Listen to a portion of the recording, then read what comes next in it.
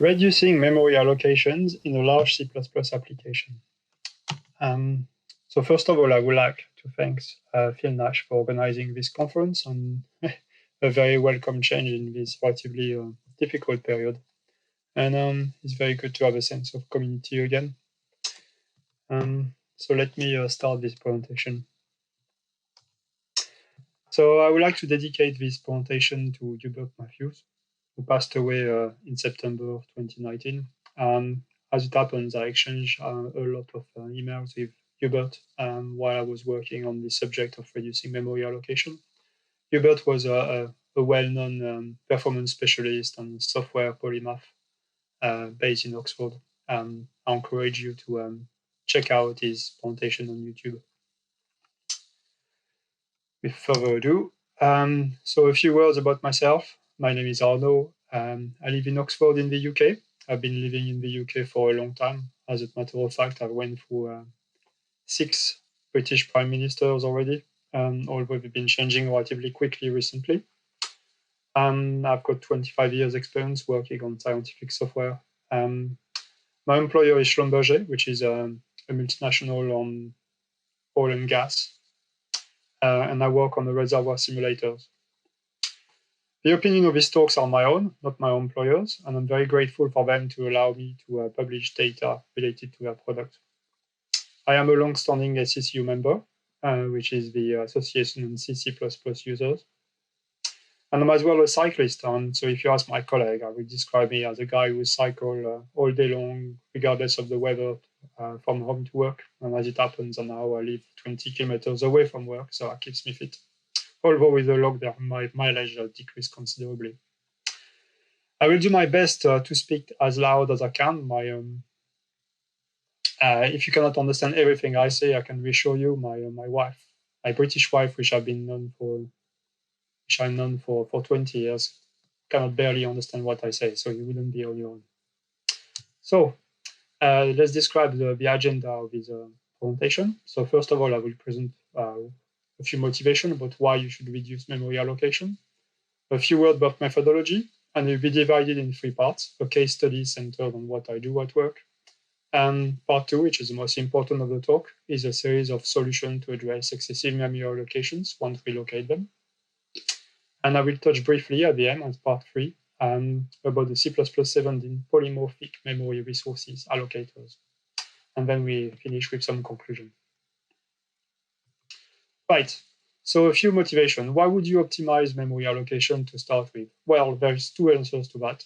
One is to improve performance, which is user speed, which means that you would like your application for the same amount of work to run faster, and equally to use less energy, which is very important these days. The second reason is that you might want to decrease memory footprint.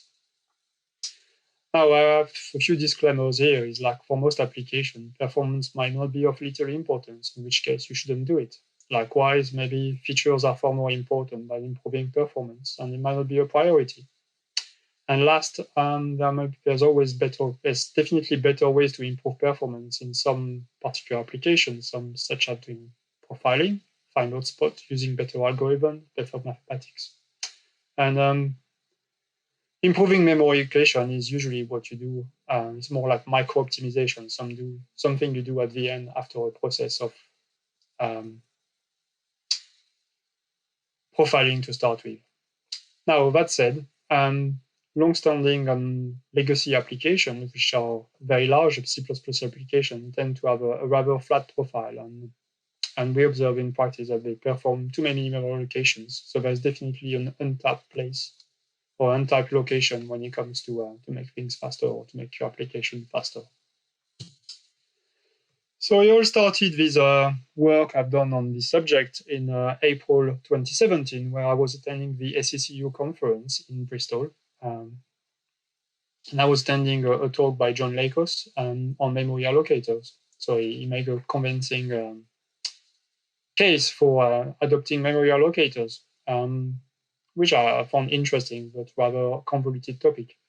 And while listening to this talk, I was thinking, well, how can I quantify the memory allocation in my application to start with? Because to optimize my application, I need to know where the problems are to start with.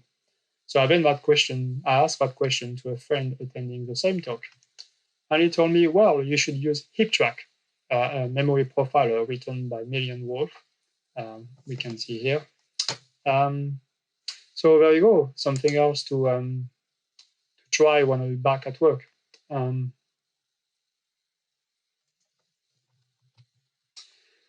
So to install a Milian Wolff Heaptrack, you can build it from source because it's open source. I encourage you to search for Heaptrack build Ubuntu when you got instructions. You could install it with package manager if it happens to be already built for you.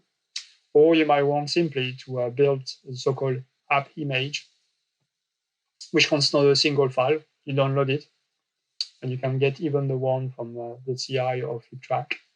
So you download it and then make it executable, and there you go, you're done. So running Heaptrack works in it's a two-step process. First of all, a capture. So you run your application. So there is an example where, well, first of all, your application is better being built, fully optimized, but with debugging symbol, with -G. Then I can give an example here by using simply bin ls, which happens to be an executable, of course. And so you could see that I run Heaptrack, put it in front of the command line. And at this point, the application will run under the control of Heaptrack, which will log every single allocations. In that case here, my content of the folder was these two files in bold. And at the end of execution, before returning, Heaptrack will say how many allocations took place. And it will log all these results inside a file locally. So the second step is you can use the Heaptrack GUI to actually visualize that file. And we will give some example. So Heaptrack comes with, you can dump the content of the file in text format, but a much better way is to use a GUI, which is powerful. It comes with a way to categorize the rate of allocations, and you can see various hierarchical view of the allocation, and you can select them by number of allocation, size of the allocations, and it comes with a powerful visualization tool, such as histogram, various graphs that give you the evolution of memory consumptions or number of allocation along the times, and more interestingly, flame charts, which helps to characterize very quickly where the hotspot in terms of number of allocations or size of allocations are. So the best way to demonstrate this thing is through a demo, and I will endeavor to do such a thing right now. So starting from French Ubuntu 18 on the VM, the first operation will be to install Heaptrack. One easy way to achieve this is to download Heaptrack as an app image from the website. So let's do this.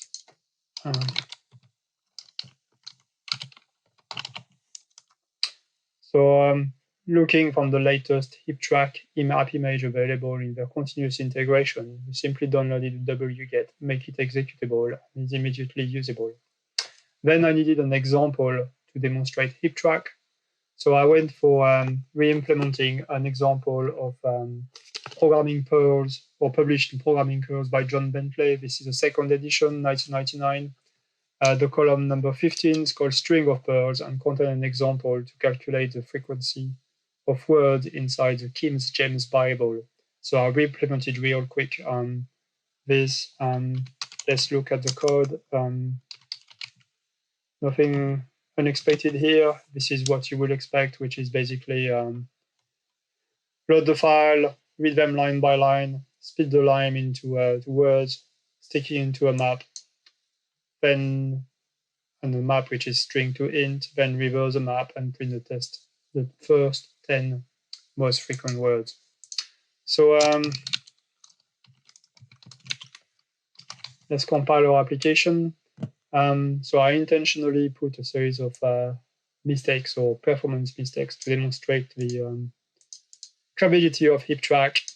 So I compile my applications or my small program using both optimization and debugging information. This is done. So let's run it to confirm it works, and it does. The results are consistent with what John Bentley published 20 years ago. So I can do exactly the same thing, sticking a Heaptrack in front of the command line.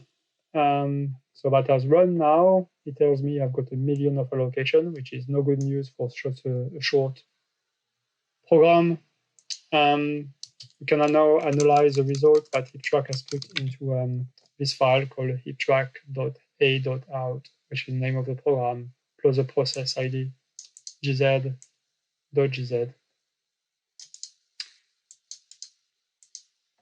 So let's do this. A GUI should come, and it does. So the first tab called summary gives you that our runtime, our program ran for half a second. That the number of allocations, which is nearly 1 million. It gives us the largest contributor, which we can see as a node of a linked list. The one interesting tab is the last one to the right called sizes, histograms, categorizing all the allocations per number and per size of the allocation. We can see most of them are between 33 bytes and 64 bytes, which correspond to the linked list nodes. We can compare that with by hovering on this part. We can see of this tab allocation, the progression number of allocation per time at a particular sampling rate. Consume will tell us the actual amount of memory being allocated across the time. And the most important tab is flame graph. So here is display in terms of memory peak. Let's select allocations. So a flame graph works by plotting in X a particular metric. So 100% of the allocation takes place in main as expected. And in Y, that would be stack traces. So we can see here, especially if we take the bottom-down view by activating this tick box, that indeed most of the allocation, most being 82%, come from this particular stack trace, which happens to be an allocation of a linked list in that particular function called split. If we right-click on that, we can see view color collie. And you will open this specific tab, color collie, having highlighted the particular function here called split. If we look at the occurrence, we can see that it takes place at the bottom right in this particular line, which we can right-click and open an editor. This is on line 19. Let's open, and indeed it put us at line 19, which is the linked list. So Heaptrack was able to show straight away the place, the location of the largest allocation. So it gives us a very quick tour of the application or the GUI. If we kill that, and if we decide to recompile a fixed version of the program and rerun the exact same experiment, you can see now that instead of 1 million of allocation, we got 34,000 allocation, which is significantly less. And that is the end of this demonstration.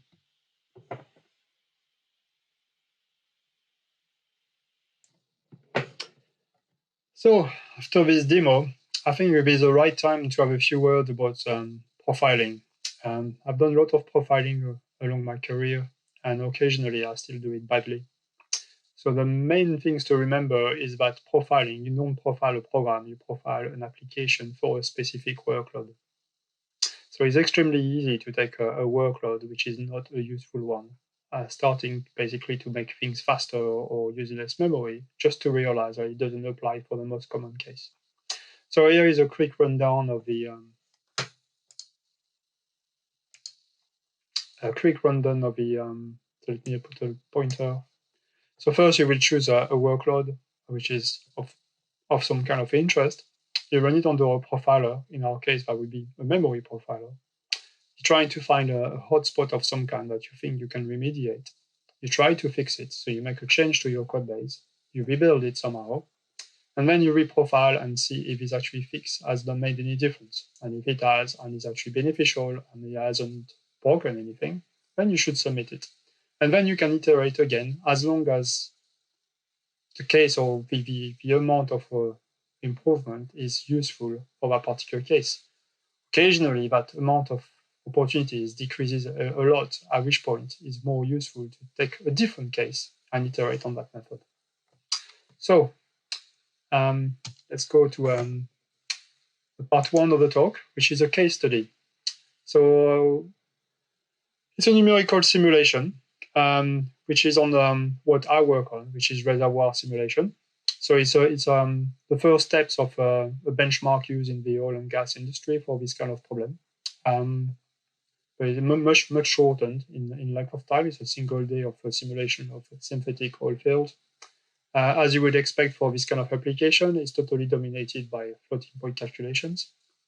I disable any kind of concurrency frame on multi-processes for the sake of the example. So the timing are not particularly useful or representative of what people would do. A few words about what a reservoir simulator is. This is a kind of application that all companies will use to optimize their productions and to follow the life of their geological reservoir when they extract hydrocarbons. This particular reservoir simulator, which I work on, I'm one of the developers, is considered among the most advanced of its type, and it's been in constant development by several companies over 15 years, and there's multi-million lines of it written in C++. And I would emphasize that it's got no memory leaks. So whatever happened on the figure or the picture that comes later on, this is not a memory leak. So coming back from work from the SCCU conference, I just took this example I showed, also workload I defined above, and I run it on the Heaptrack, and here is what I saw. And I was very surprised for a production application to observe this kind of thing. So as you can see here, after a particular phase in change phase, when we consume a fair amount of memory, so here is a number of allocation, which an allocation is a call to malloc. And here, as you can see, there is two sources of an enormous number of memory allocation, which clearly are time consuming, which is not what you would expect in a high performance computing application. So with problems for a programmer is source of disappointment, but it's as well opportunity. So I went on starting optimize the application using the information that Heaptrack gave me. And after a few months of works on and off, you can see that we decreased the number of allocations by a factor of 250 to have something far more reasonable. As a matter of fact, for this particular workload, we were about 20% faster or so, although whatever it means, right? And the same way a way to see the same data is using the histograms. So here they are. So you got the histogram, and here is something under 8 bytes, and we got the two very surprising source of allocation. So Heaptrack classify them by SQL source and color them from bottom to top. So you got these two potentially problem to address as the first thing to do. I will emphasize as well here on the 32 bytes to 64 bytes, a very large single source, which happens to be map nodes or nodes of STMap. Hash table, another map in C++ will be probably here, slightly lower size. Anyway, after a lot of optimization, you see we are in a fraction what we used to be, and we can see something more balanced. We can see that in terms of memory allocations, number of allocation called to malloc, we are still dominated by allocation of small size, which is something which is quite common in C++ application. So another word of wisdom, I took the exact same test case, use a profiler, which happens to be perf, and measure the time spent in malloc and free, so inside the libc implementation, and it was 5.5% of the elapsed time. And I did on the second case, after all of this optimization, is 1.5, so the difference is 3%. And so I would expect it about something similar in terms of speed up, but I was something which is well above 10%. So what it tells you is that you take an existing application, tell you that 5% spent in malloc and free. It could be that there is a large amount of potential. And the reason why it's so different is simply because you are, by putting allocation inside a tight loop, you end up at basically completely demolition, not using the cache properly. And you end up with a penalty which is not accounted as inside malloc and free, but in your own code. So potentially an untapped source of increased performance. So that's just my marketing material for that particular application of 2 years ago, because we're in 2020. So you could see that marketing people decide, testing on real data shows that indeed the application now is about an average 15% and that with full concurrency enabled. And the primary reason for that is better memory management, which accounts for about 10%. And indeed a few other improvements on linear solvers, which are more the top range of this graph. So something useful. I want to show a second case study on the very same simulator. So it was far more recent. It was beginning of 2020. By now, the simulator has got very few memory allocation in number. So it's perfectly reasonable to use Heaptrack to monitor every single allocations. And the override is very affordable. The customer complained that on very large case, they saw an increase of memory consumption. And by large case means they had 128 processes, each of them using about 15 gigabytes. So that's about 2 terabytes of data. And the simulation takes about 18 hours to complete. So here is what the one of the processor along the time in X.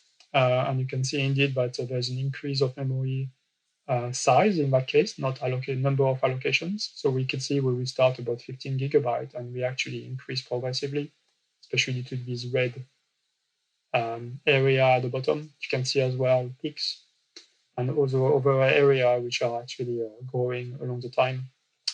So using Heaptrack with some bit of detective work, you can trace that back to a pessimistic reserve statement in a very long-lived object, or vector in that case.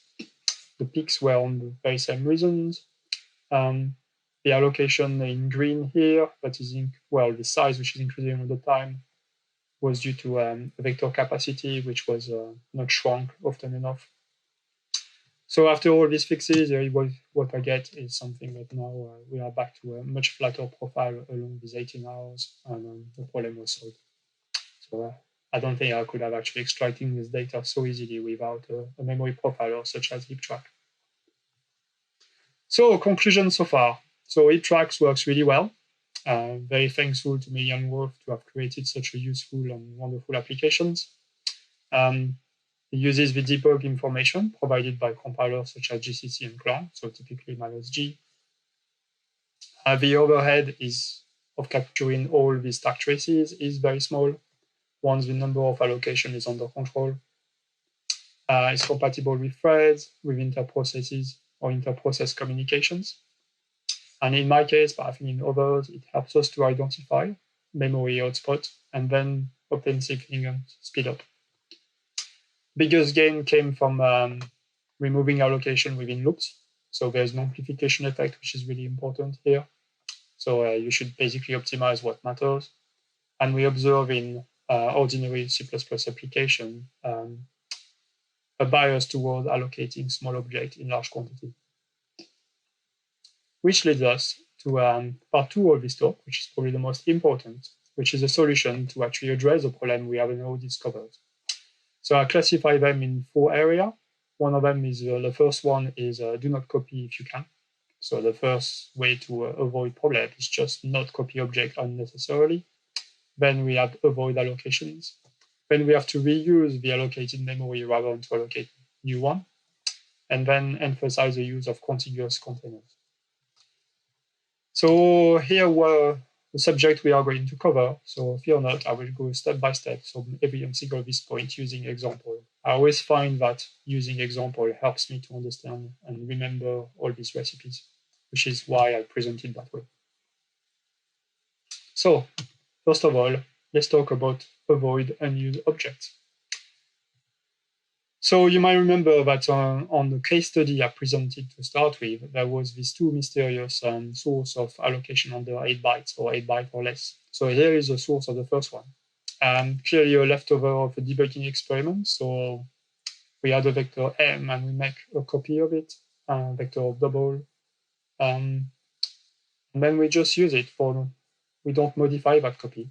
So clearly, the copy was totally unnecessary to start with. So a very safe way to replace is just to use a const reference to the original M, and the problem was sorted, and you get straight away between 2 and 3% speed up on major industrial application, which is always good to have.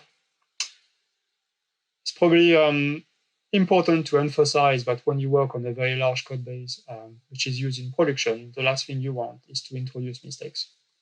So all these refactoring are close to like a surgeon making a keyhole surgery, a very small change, which will be the less disruptive, not changing the architecture of the application to avoid modifying results.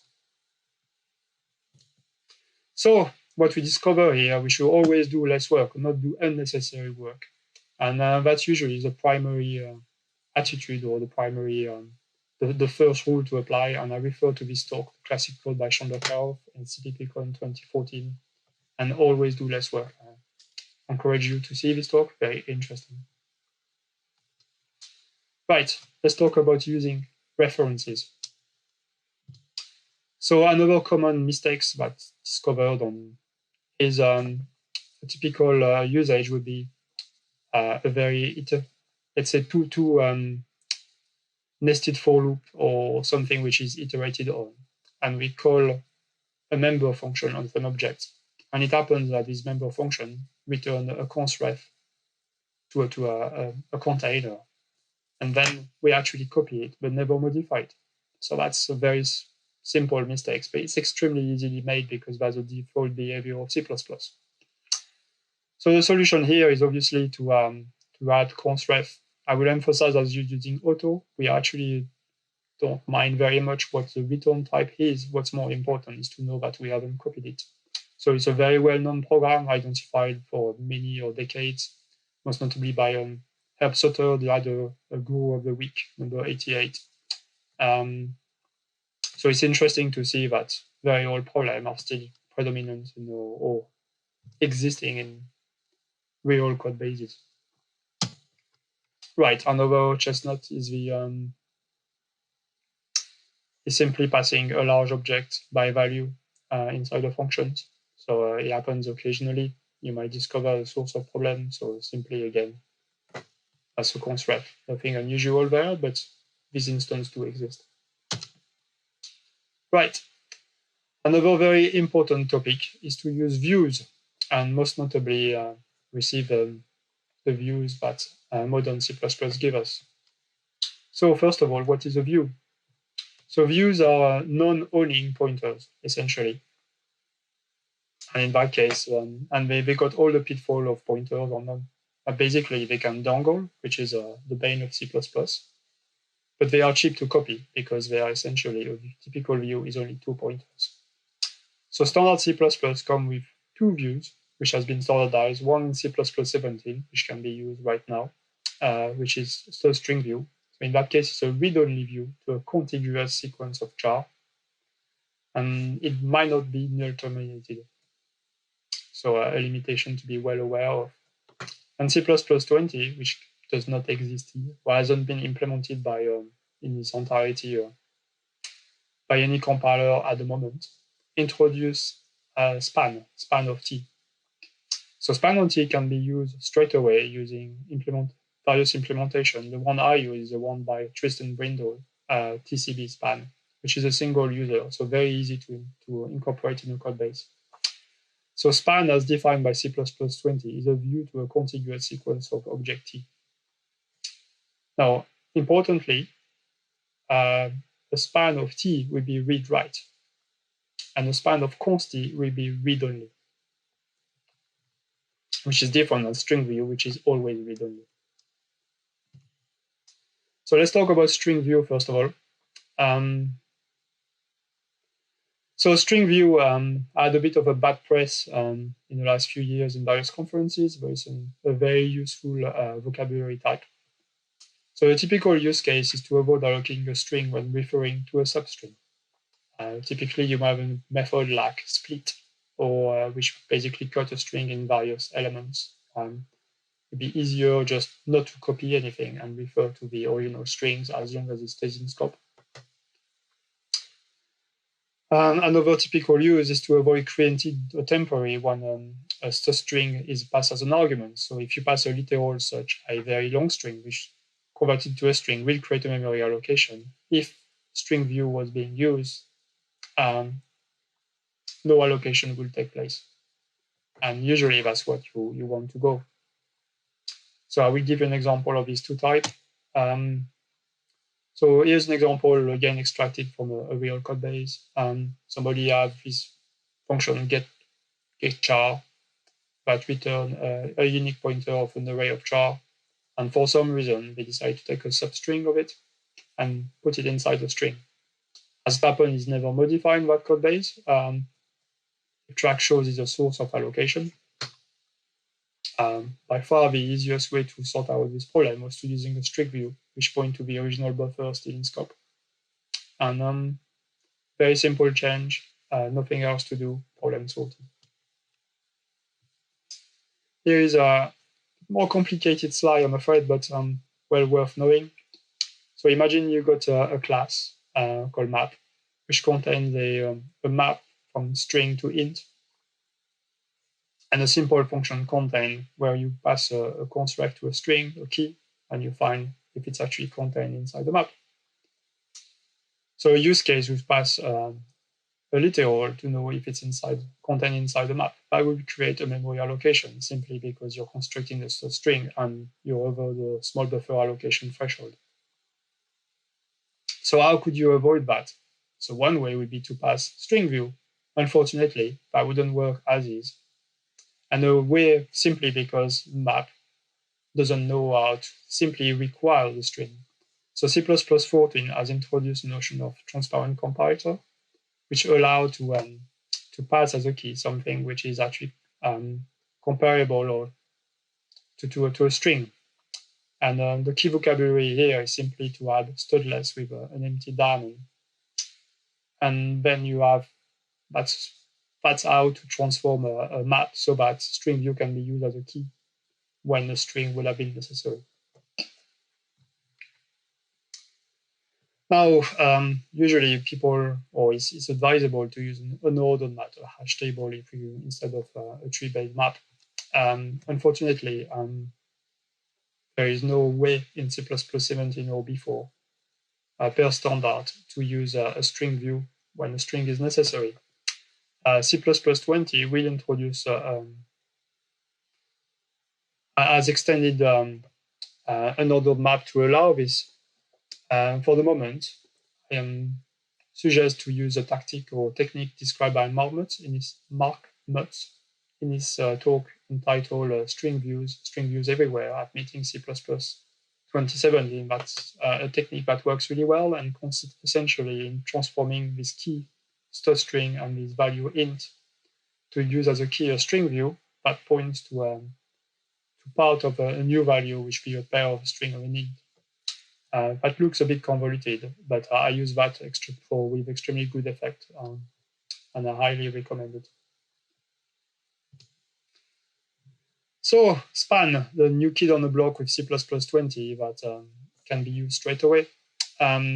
So a typical use would be a numerical application, for example, where you pass a reference to a vector of double, but inside a function. But if it happens that the vector is never resized, what you will pass is to say, well, I want to write to the internal of the buffer held by vector, not knowing the vector, which is exactly what span is all about.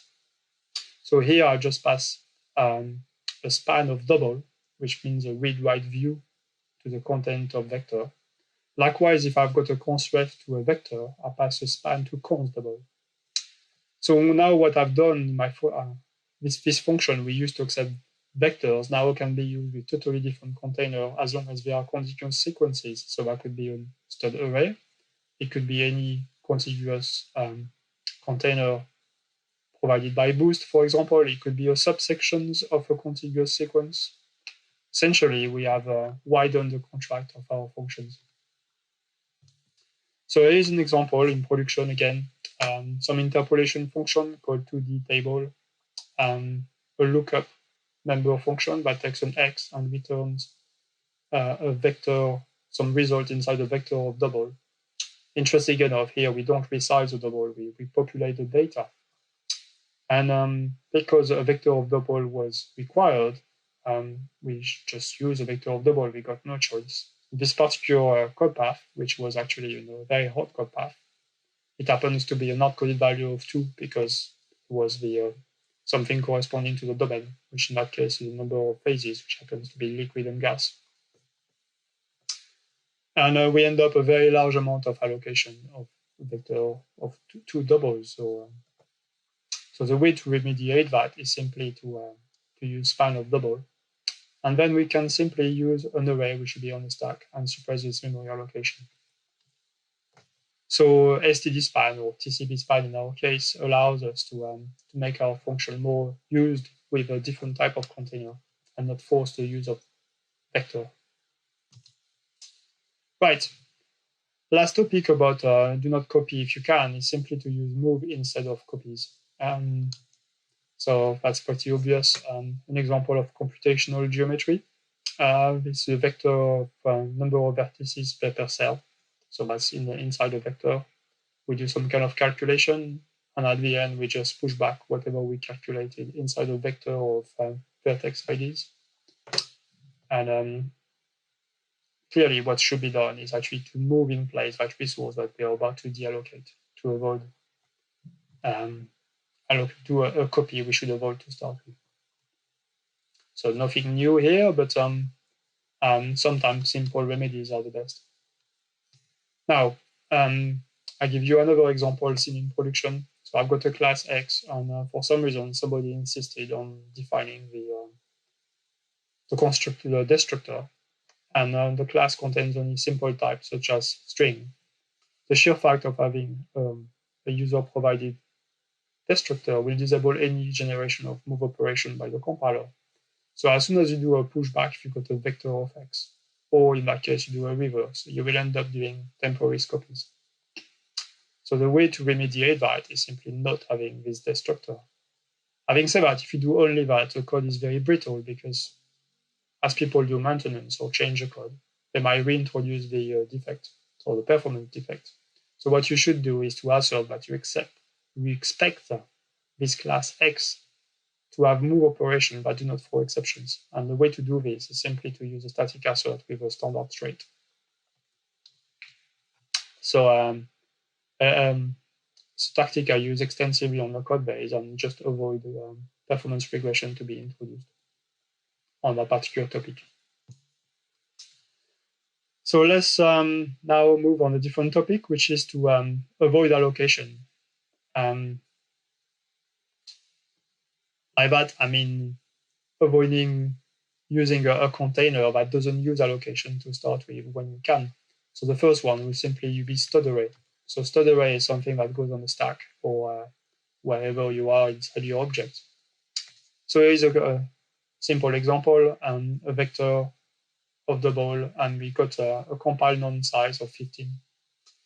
And then the coefficients are being calculated and used, populated and then used. A very easy transform, totally safe, would be to put it in a standard array of 15, put the coefficient directly at construction time. And then there you have it, avoid again source of allocation. So again, that's seen in production code and being fixed. Now let's talk about small vector, which is another important vocabulary type. So what is a small vector? So a small vector is the implementation of the small buffer optimization on top of the stud vector API. So typically, the shape of a small vector takes two template arguments, one on t and n, which is a size as an integer. It will handle any size. It will not allocate any memory as long as the size never exceeds that particular value n. And clearly, you need some space for this n element of type t inside the vector, so it will be larger than the vector of t. Many libraries provide implementation of small vector, such as Folly or the Google libraries. It's been popularized by LVM, and I refer to this talk by Chandler-Karoff in CppOnSea 2016. So here's a screenshot. You can see the time at 5 minutes. And you can see a typical implementation how it's been made use extensively inside the LLVM code base to make the compiler fast. So the implementation I used is a Boost one. So a Boost container small vector has been added after by Ian Castagana by being inspired by what is done in LLVM. It's in header only, is exception safe, and which is not the case for the LLVM version. And there's no specialization of bool, so you could use a small vector or bool, and it will be allocated at the byte level, so it can be used in STL. A word of caution is, a word of caution is that the move operation didn't have in noexamine properly until Boost 171.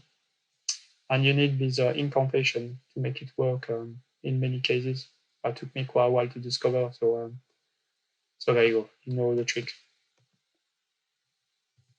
So here is an example that was a second case of this runaway number of allocating apologies.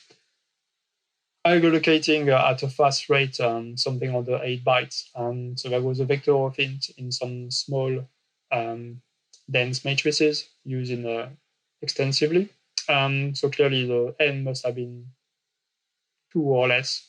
So by far the easiest way to fix the problem was replacing this vector of int on the stack by a small vector of int, up to 16 in that case. And the problem went away. Very safe optimization in that case. Right, let's talk about another way to avoid allocation in a legacy code base is about pimples. So pimples were introduced as an idiom to hide the data for the implementation of an object. Is used as well simply to accelerate the build. So imagine you find that this is causing problem in terms of performance. Well, data hiding might not be a useful feature. Accelerating the build might not be simply not a good trade-off, in which case you should just remove it. So here is a concrete example. Here I had some kind of not container iterator class. And whatever the reason was, it was implemented using a shared pointer to an interface with polymorphism. And that was flagged as an excessive source of allocation. After looking a bit, I decided by just removing these abstractions, which were not adding anything, was the best way. So I was simply a constant iterator to a vector or pointer, and that's absolutely fine.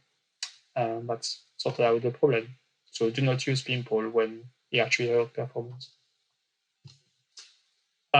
Use stud optional. So another case of misuse of unique pointer would be that you got an object, in that case, object called context, which is not default initializable. So no default value can be given, and it happens to be initialization has to be delayed inside the member functions. So a classic way to do that is to use a pointer or a unique pointer of to this object. A much better way to achieve this goal is to use optional. So it could have been Boost optional. In C++ 17, where you should use stud optional, which we actually reserve enough space for the object, but allocate it or actually initialize it in place later on. So again, something to use when this problem strikes. So we cover the first two categories. So let's use about reusing allocated memory. So this is primary for vectors. So it goes typically that way. We got an iteration of some kind, it can be a cross function or inside a for loop, and we allocate or we put a vector of some kind of type inside this loop, and then we populate it. So the first optimization, which is very well known, is simply to reserve the number of elements rather than to have individual allocations, which I'm doing here. But more importantly, we can hoist this vector out of the first loop and simply clear it, right? And that means over the iteration, the capacity is going to be reused again and again and again. And it's an extremely common pattern and usually very efficient at sorting out the number of allocation. can be used as well with string or string stream. Keep as well, the code is kept very legible, in my opinion. Now, an anti-pattern. So here is a real case, some kind of for loop, which is controlled by receiving some data, maybe from a different process, and it returns a container containing some kind of object. Once number of container received, the number of elements received in this container is empty, we break the loop, otherwise we are accumulating into some kind of buffer. That was flagged by an excessive number of allocations, which is unsurprising. So my first reaction was to do simply a reserve. And it turns out to be an extremely bad idea. You should never add a reserve inside the loop, which is simply because it kills the amortize. The number of allocation is amortized by having an exponential growth. And by doing this, I just replaced by a linear growth. And that was a very, very bad idea. Just don't do that. And the actual fix is simply, in that particular case, to use insert and let the vector implementation optimize as they should. And that's basically what should have been done. Right, one last story. So when possible, we should avoid using node-based containers. So there's things like map, set, and there are unordered counterparts, and as well stud list. Well, stud list is quite special because it's really hard to see a good use of it these days. But regardless, you should use contiguous containers such as vector. So here's another war story. So I've got a function process receiving a reference to a vector of int. And clearly somebody added an order set whose purpose was simply to avoid processing duplicate inside that vector. And that was flagged again as a source of allocation. Another set being a node-based allocator. If the size might be 1 million, you end up with 1 million of allocation, which is not desired. So there's many ways to fix this thing, or fix this problem. One of them would be to copy the vector and sort it and avoid duplicates. That particular case, I just look, where is this function being called? And as a matter of fact, it was called with a vector which was already sorted, which is actually very interesting. So avoiding duplicates in a sorted vector is very straightforward. So the way I fix this problem is simply by avoiding duplicates. Sort my vector as before. Now I remove duplicates and call my function. And now I made a precondition to that function that this vector being received has to be sorted and contains no duplicates. So occasionally, rather than copying data, or simply have to look at the bigger picture and see how you can avoid this problem. So there you have it. So what we saw is that in general, the simplest techniques are the most efficient. So first of all, you should not copy object if you can avoid it. So first of all, don't copy unnecessarily. Use references. Views, such as string view and span, are a very efficient technique to avoid copying data. You should use move to avoid copies. In terms of avoiding allocations, if the size of the container is not at compile time, std array should probably be what you should use. If it happens that if the number of elements is very small in practice, an optimized container such as small vector is extremely efficient. Pimple should be avoided when it turns out that they're on the road path. Optional can be used instead of unique pointers to delay the allocations or initialization of an object. You should strive into reusing the allocated memory on a vector. You can hoist this vector out of a loop and keep on reusing the capacity. So you clear on entry of the loop and you can use whatever memory has been used so far. You should use reserve while you can, but never use it in a loop. And then you should avoid a node-based container if you can and replace them by contiguous container. So which leads us to the part 3 of this talk, which is a very short overview of the C++17 polymorphic memory resource allocator.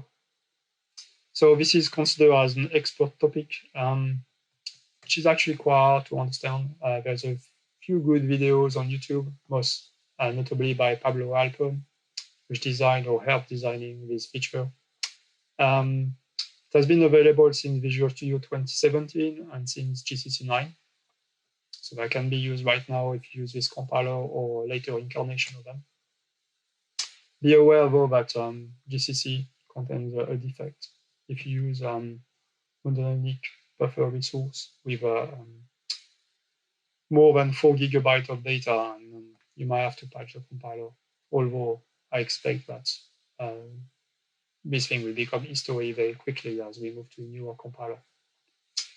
By far, the best explanation of these features is located in chapter 29 of Nikolai Josuti's book, C++17, The Complete Guide, and I highly recommend this book, especially on that topic. Meanwhile, if you can't use this feature, you could implement your own version, or you can use the stack allocator or stack alloc by Arnaud Desitter, which is both very simple, very elegant, and very efficient. So I don't have the time in this talk to go in great detail on the PMR allocator, but what I would like to show 2 use cases which I use extensively in actual production code base. So one of them has to do with vector, and the other one is to do with node allocator. And I will show you an anti-pattern as well. So here is my first example. So occasionally you will find that a function will actually need to allocate a series of buffer independently, in my case, some vectors of double, for a size which is not known at compile time, but might be very small in practice. So you might allocate a series of vectors, let's say 4 of them here, which might be num1 and the square of them, which might be like a derivative or a Jacobian. And the cumulative size of all these might be actually quite small. So this the key observation is that once we allocate this vector, we never resize them. We only populate them and read them. So this is actually the exact use case where monotonic buffer resource is useful. Monotonic buffer resource allows you to allocate memory and never give it back to the system until you destroy it altogether. So it's the fastest allocator possible, without, of course, some limitations, as you don't recover memory until destroying the allocation, the resource itself. So here is how to use it. First of all, we put an array of 256 bytes on the stack. Then we seed this monotonic buffer resource using that stack buffer. And then we replace stud vector here by stud PMR vector. And we assign the memory resource inside the constructor of this vector. And there you have it. That was the only change necessary. Anything else is left completely unchanged. And what will happen is that when we allocate this vector, we will actually allocate within that memory or this monotonic buffer resource. And that gives us, we could have used a small vector implementation, but that is more efficient in the sense that we are actually pooling or the same resource and share it across many instances of this PMR vector. So very efficient, and easy way to improve an existing code base without taking any risk. A second example has to do with node allocator. So node allocator are extremely useful and cannot be avoided necessarily. So here's an example of a hash table, a node map from an int to an int.